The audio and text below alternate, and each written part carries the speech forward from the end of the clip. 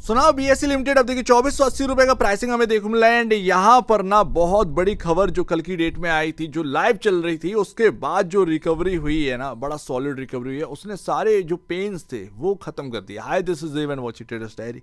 Live बोल रहे थे सेबी चेयरमैन, और स्टॉक जो है वो 4% के आसपास की गिरावट झेल रहा था। चाहे वो एंजल वन हो, चाहे वो बीएसई हो, काफी बड़ा इंपैक्ट हमको देखने मिल रहा था। लेकिन लाइव में ही यहाँ पर ना जो लाइव इंटरव्यू चल रहा था, सेबी चेयरमैन ने वहां पर एक बात का यहाँ पर ना साफ साफ कह दिया है, वीकली ऑप्शन एक्सपायरी जो है वो बंद नहीं होगी। हम उसको शट डाउन नहीं कर सकते, वो जिंदगी का हिस्सा बन चुकी है। अब यही ना सबसे बड़ा यहाँ पर ना स्टेटमेंट था उनका। यहां पर अगर आप देखेंगे तो एक पेन था मार्केट के अंदर कि बीएसई हुआ, एंजल वन हुआ, कभी भी वीकली एक्सपायरी के ऊपर कुछ भी गाज, कुछ भी खबर कहीं ना कहीं किसी मीडिया एक रिपोर्ट में आ जाती थी, एंड वो स्टॉक जो है वो टूट जाते थे। तो इन्वेस्टर को बड़ा यहाँ पर ना नुकसान होता था। उस चीज़ से एटलीस्ट बाहर निकले। बीएसई और एंजल वन ये दोनों अब सही से काम कर सकते हैं मार्केट के अंदर। साफ साफ यहाँ पर ना अगर सेबी चेयरमैन ने कह दिया तो इससे ज़्यादा और क्या चाहिए। तो यानी कि अब वीकली एक्सपायरी के ऊपर ना कोई खबर नहीं आनी बंद करने वाली या वगैरह वगैरह। एक पेन था जो कभी भी आकर बैठ जाता था, वो जा चुका है। पेन किलर दे दिया है, अब इससे ज़्यादा और कुछ नहीं। अब फोकस करो तुम भाई Q2 पर। सिंपल सी बात है, क्योंकि यही बताएगा दिशा कि ये स्टॉक जाना किधर है। अब देखेंगे अगर, तो मैं ऑलरेडी यहाँ पर ना आपके सामने एक रेंजेस मैंने आपके सामने सब कुछ रखी है। इंपॉर्टेंट लेवल्स, रेंज, सब कुछ आपके सामने क्लियर है। ये आपका 2290, 2212 आप देखें, उसके इर्द गिर्द आते ही यहाँ पर ना एक आपके सामने रिकवरी देखने को मिली है। इस जगह देखिए, बिल्कुल उस रेंज के आसपास से ही। तो हम टेक्निकल्स जो है ना, वो बीएसई काफ़ी इंपॉर्टेंट तरीके से यहाँ पर ना उनको इंपॉर्टेंस देता है। यहाँ पर हायर साइड अब यही देखना है बॉस कि ये जो आपका प्राइस है, ये जो आपका क्रॉस नहीं कर पा रहे थे 2570 एंड 2600, ये आपका जो एक बहुत बड़ा रेजिस्टेंस है, ये जगह वाला, ये 2600, इसको हम क्रॉस कर रहे हैं Q2 से पहले। यानी अगर Q2 से पहले क्रॉस कर रहे हैं, यानी कि एफ&ओ पोजीशंस हुई, या फिर ट्रेडर्स जो है या इन्वेस्टर जो है वो बीएसई के ऊपर, Q2 के ऊपर काफ़ी बड़ा बैट कर रहे हैं कि Q2 के नंबर अच्छे आ रहे हैं। अगर Q2 से पहले 2600 के ऊपर हम चले गए, बहुत ज़्यादा हद तक हम ये मान के चलेंगे कि बहुत स्ट्रांग हो चुका है बीएसई। ये ध्यान रखिए। Q2 के नंबर बताएंगे कि हमको वो ऑल टाइम आई जो 3000 का हमने देखा था, वहां तक हमको जाना है या नहीं जाना। लेकिन एक बात तो अच्छी है कि अगर 2600 के ऊपर वास्तव में टिक गए ना 2-4 दिन, तो फिर 2800 तक की जगह जो है ना वो हमारे सामने क्लियर हो जाती है। 2800 तक की ये जगह यहाँ पर ना क्लियर हो सकती है। उसके बाद आप आ जाओ यहाँ पर ना 1 लाख करोड़ का मार्केट कैप अचीव, एंड ये क्वार्टरली 2 के नंबर्स, वो आइकॉनिक डे की एक्सपायरी, उसका इंपैक्ट दिखाएंगे कि कितना बीएसई को मिल रहा है। ये देखते हैं। तो यहाँ पर ना नज़र रखिएगा, जो भी इन्वेस्टर्स हैं बीएसई के, हल्के में मत लो बीएसई को। वास्तव की बात है, अभी अगर आप देखेंगे तो आप ईयर एंड में एनएसई के आईपीओ की तैयारी भी हो रही है। अगर आपको याद हो, मार्च तक उनको जो है वो आईपीओ लाना, मार्च 2026 तक बात कही गई थी कि एनएसई का आईपीओ आना है बॉस। तो उसकी भी कहीं ना कहीं तैयारी चल रही होगी। देखते हैं भैया, उनका भी अनलिस्टेड मार्केट में स्टॉक टूटा। तो बात यहाँ पर इतनी सी आ जाती, बीएसई के अपने अलग फंडामेंटल हो चुके हैं, एनएसई के अलग फंडामेंटल हो चुके हैं। बीएसई के एनएसई के हिसाब से बीएसई की 60,000 करोड़ के आसपास का मार्केट कैप जो है वो एक बेस वैल्यू बन रहा था, जो मैं निकालने की कोशिश कर रहा था नॉर्मली, समझ रहे ना। तो उस हिसाब से अगर आप देखें तो 40,000 करोड़ का प्रीमियम मिल रहा है। कोई खास ज़्यादा प्रीमियम तो है नहीं है।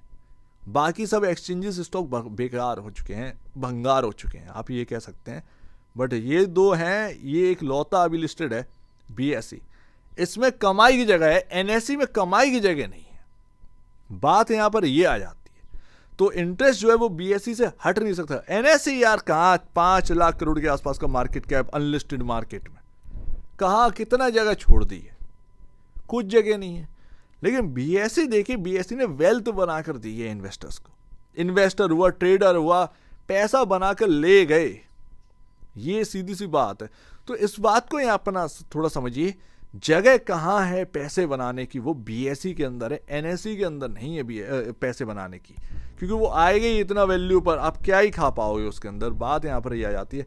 62.91 का पी रेशियो है और 16.45 time price to book value पर ट्रेड कर रहा है। अब यही तो देखना है कि Q2 के नंबर जितने सॉलिड होंगे उतना ही कंफर्ट इस प्राइस टू बुक वैल्यू मिलेगा, उतना ही आपको चलने का जो है एक बल वो आपको मिलने वाला है।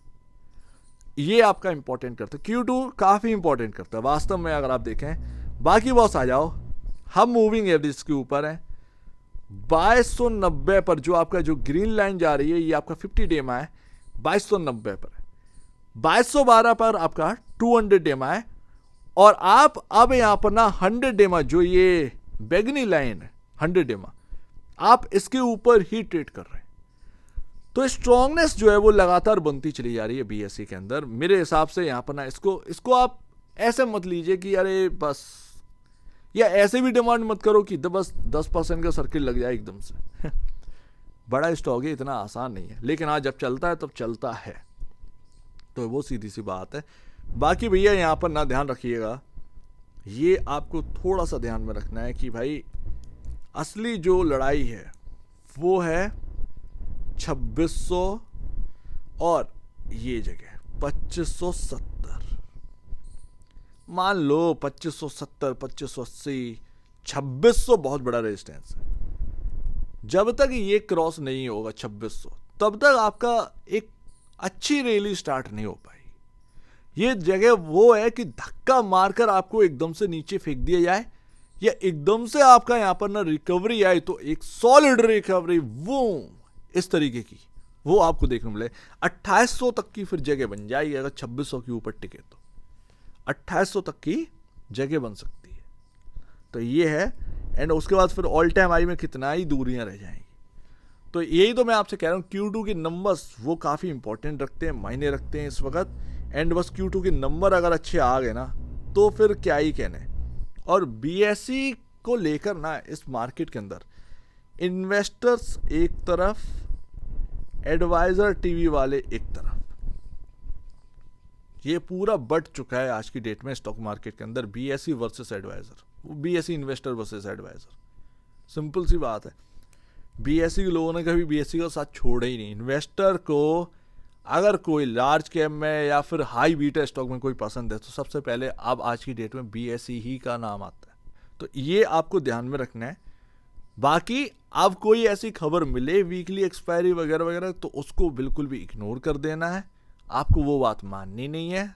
सेबी के चेयरमैन खुद ही कह चुके हैं कि भाई वीकली एक्सपायरी बंद नहीं हो सकती, शट डाउन नहीं कर सकते। लेकिन हाँ, उन्होंने बस एक बात जोड़ी है कि जो रिटेल है उनका पार्टिसिपेशन काफ़ी ज़्यादा हो रहा है, तो यानी कि तैयार हो जाओ, स्मॉल ट्रेडर जो है ना उसके ऊपर गाज दोबारा गिरेगी। लेकिन वो हमारा प्रॉब्लम नहीं है, सिंपल सी बात है, अभी तो नहीं है। स्मॉल ट्रेडर ही पिसता है, बड़ा ट्रेडर कभी नहीं पिसता, स्मॉल ट्रेडर पिसता है। सो लेट्स सी, देखते हैं क्या रहता है। बट अभी धीरे धीरे कहीं ना कहीं साइंस तो यही है, बीएसई लिमिटेड अब धीरे धीरे स्ट्रांग हो जाए इस मार्केट के अंदर। सो उम्मीद है काफ़ी कुछ आपको समझ में आया होगा। एनएसई से ज़्यादा कमाने की जगह सिर्फ बीएसई के अंदर है, ये बात आप लिख लो, मान लो।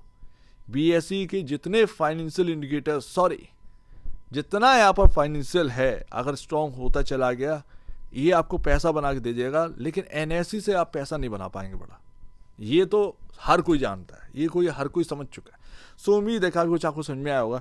एक बार निवेश से पहले या बेचने से पहले अपने ब्रोकर एडवाइस जरूर सलाह लीजिएगा। खुद की स्टडी रहेगा, उससे बेहतर कुछ भी नहीं है, खुद की स्टडी मस्त है। तो आप दीजिए वीडियो देखिए, बहुत धन्यवाद दोस्तों।